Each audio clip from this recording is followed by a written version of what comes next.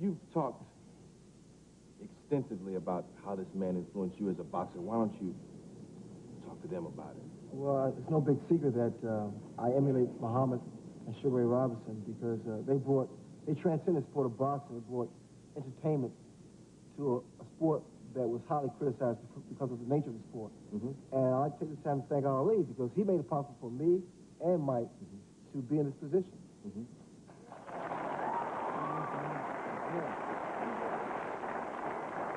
I don't want your hand, I want your wallet. You want money from you and Stallone. If you had to name him, say for instance he were an opponent. Oh, come on, man. What would his name be?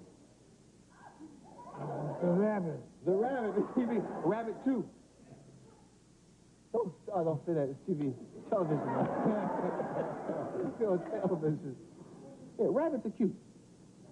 They multiply, too. That's an interesting retort.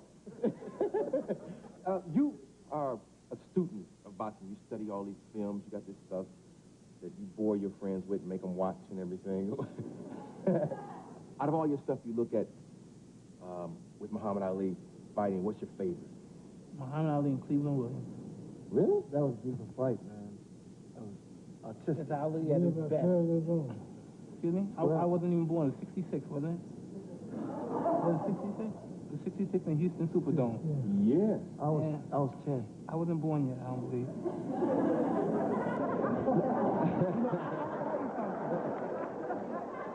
You know, I think a long time ago, it was in Bronx, and I was in a detention home for bad kids, right? And Muhammad came and he visited us. And this was at the time the movie The Greatest was out. So all the kids sat down and we watched the movie The Greatest. And then Ali came in. This is a funny story. Once I saw him and I saw his impact and what kind of aura he came once he entered the room, by no means from watching him fight, I knew I could never copy or emulate his style because he was so far advanced as far as technology and everything. You know, he was the future as far as boxing was concerned. I said, I'm going to be like him. And I meant as far as being famous, having money, and just be me the way I am now. You know what I mean? I said, that's what I'm going to do. I'm going to be just like this guy as far as successes. I tell him this all the time. I must have been 10 years old then, and he said, get out of here. No one wants to hear it or anything. But if I never met him that time, I would never been the person I am now. But did you actually get to talk to him? Oh, yeah, I talk to him all the time. He never wants to hear it. He's like, get out of here, get out of here. Yeah. No, I mean, back then at the detention... I could never get close to him because I was like the bad guy, all the troublemaker. He had a brown pants, yellow shirt? Everybody had a brown pants, yellow shirt. You remember? Oh, everybody had that. Oh, okay.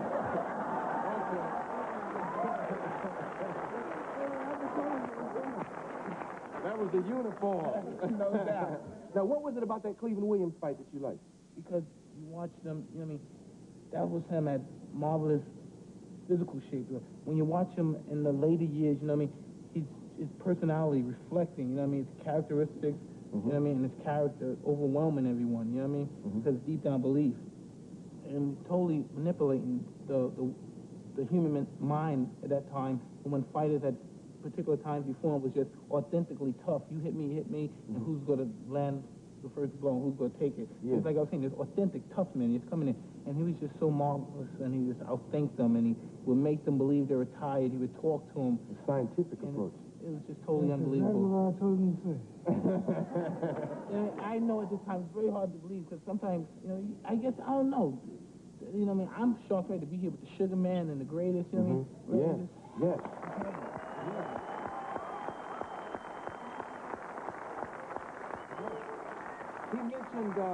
He mentioned talking to your opponents. Did you talk to a lot of your opponents? Now, you told me this wasn't true, but Frazier claims in this videotape that they've rent that you told him that you were God or something like that. That's not true, though, right? What would you say to a Joe Frazier when you were in the ring? You're in trouble, sucker.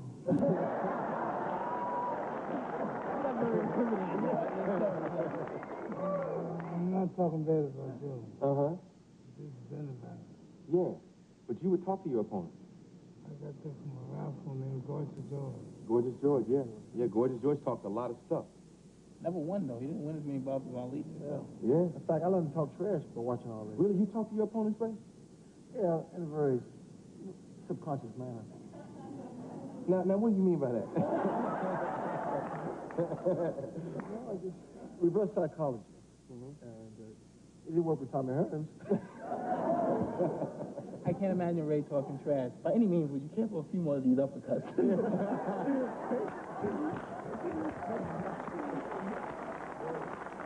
Do you talk to people, Mike? You talk to people? Mike doesn't have to talk to nobody. You've never talked to an opponent in the ring? You have? Yeah, Harold Biggs. Really? What'd you say to Tyrell? In one incident, he said, wow, you're throwing elbows too? I said, you're going to die. Your elbows, you're going to die. You know what? It's probably our pleasure to have this moment just to tell you how bad you are, man, and just sit down and kick it with you. You are truly the greatest of all time. Muhammad Ali.